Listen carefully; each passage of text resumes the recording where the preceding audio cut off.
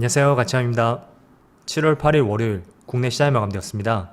자, 오늘 국내 시장 특히 코스피를 보면 시장에 큰 변동이 있었던 하루는 아니었던 것 같습니다.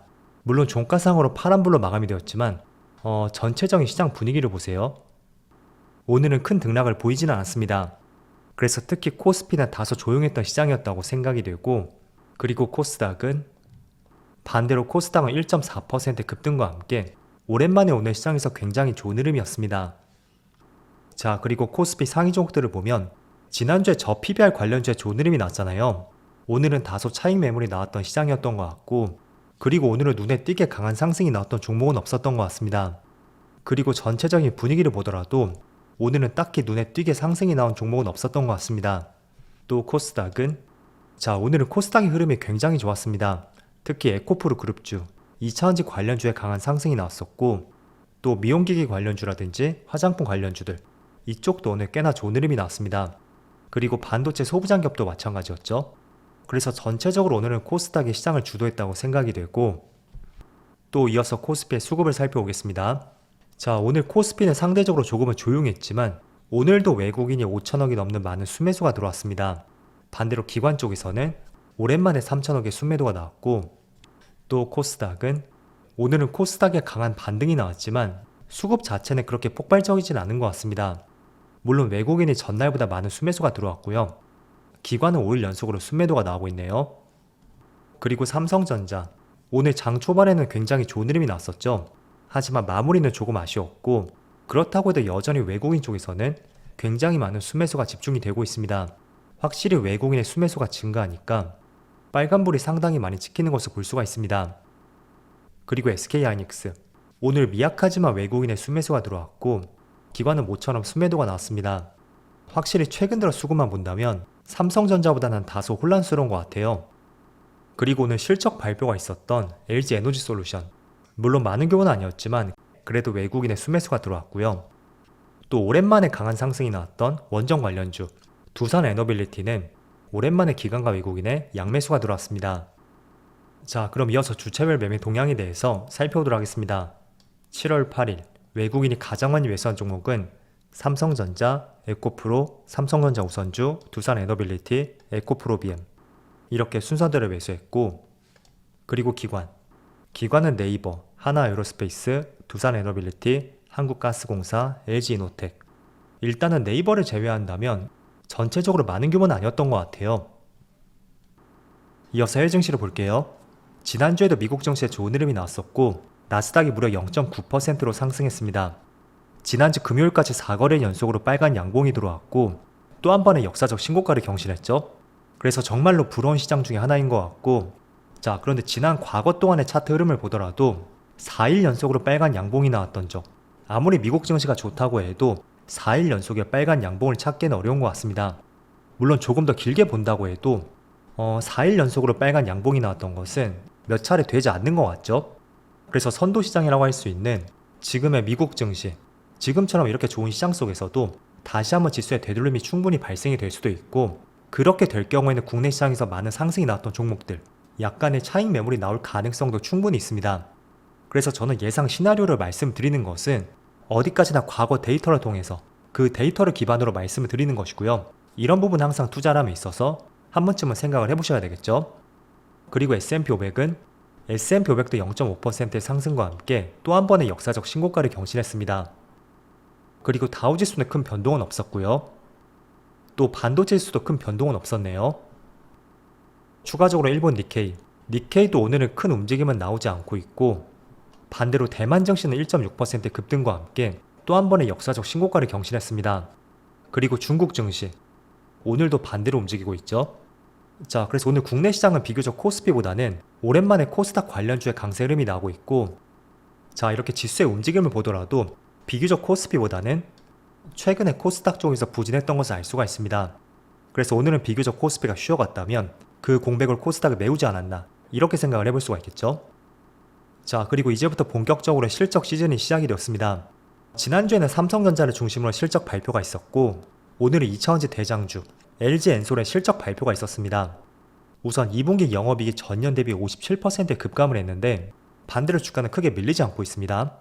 그리고 지금의 실적은 시장 전망치보다도 무려 16%나 하회하는 수준이었습니다. 그래서 2분기 영업이익이 약 1,100억 정도 나왔죠. 그런데 지금의 영업이익은 직전 분기와 큰 변함은 없었고 오히려 매출은 직전 분기보다는 24%나 증가한 수준이었거든요. 그래서 지금 시장에서 바라보는 것은 실적은 굉장히 좋지 않게 나왔지만 이러한 실적은 지금이 바닥이지 않을까 라는 생각을 충분히 보여주는 것 같고요. 자, 그래서 오늘 부진한 실적 발표가 나왔음에도 불구하고 웬일로 빨간불이 들어오고 있습니다. 그리고 지금 LG엔솔은 두 가지 좋은 재료가 있잖아요. 첫 번째는 얼마 전에 LFP 배터리 대규모 공급 계약 소식이 나왔었죠.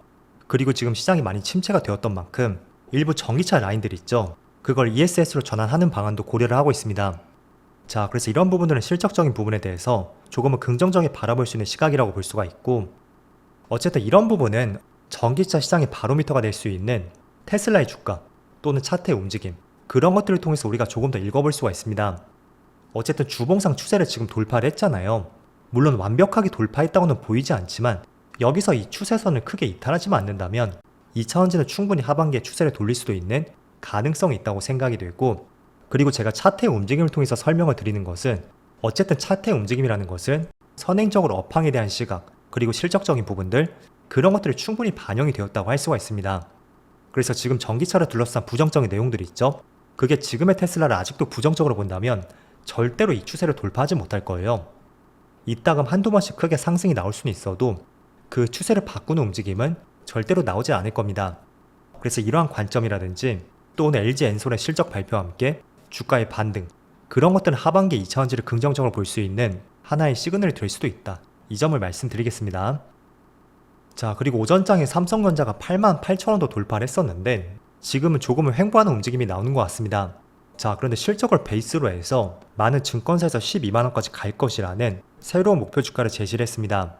일반적으로 증권사에서 목표가를 제시할 때 이제는 팔고 떠나야 되는구나, 지금이 고점이구나, 많은 사람들이 반대로 생각을 하실 거예요. 물론 그래서 저도 증권사의 의견을 그렇게 존중하지는 않습니다. 하지만 지금의 가격이 고점인지 그건 결코 아니라고 생각이 되거든요.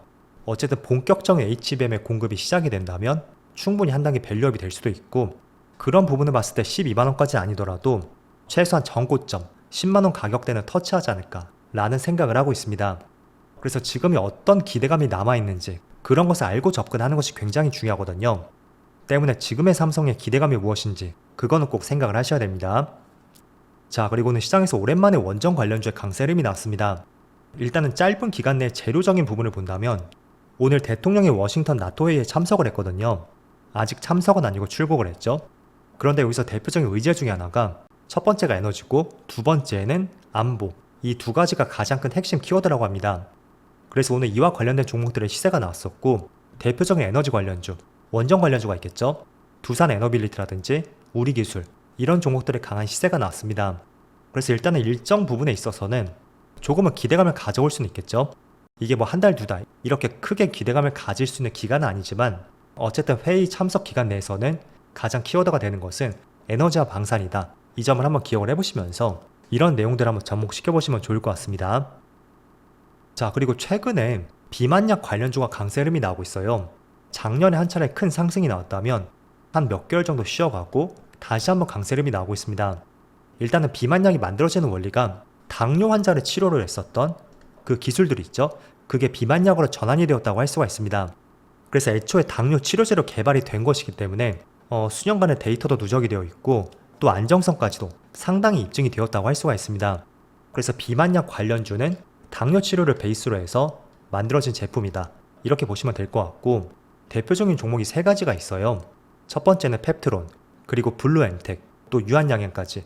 이 세 개의 종목은 최근에 시세가 많이 분출이 되었던 만큼 비만약 관련 재료로서 같이 한번 주가의 추이를 살펴보시면 좋을 것 같고요. 자, 그리고 이번 주에 간략한 일정들을 볼게요. 우선은 이번 주부터 본격적인 실적 시즌이 시작이 되었습니다.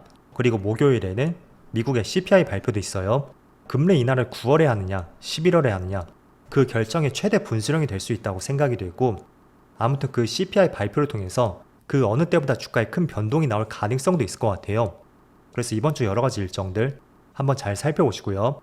또 많은 업종들의 실적들이 있죠. 그거는 제가 계속 영상을 통해서 한 번씩 말씀드리겠습니다. 그럼 이번 주에 한 주가 시작이 되었는데 늦은 시간까지 수고 많으셨고요. 저는 내일 영상에서 다시 찾아뵙도록 하겠습니다. 모두 즐거운 저녁 되세요. 감사합니다.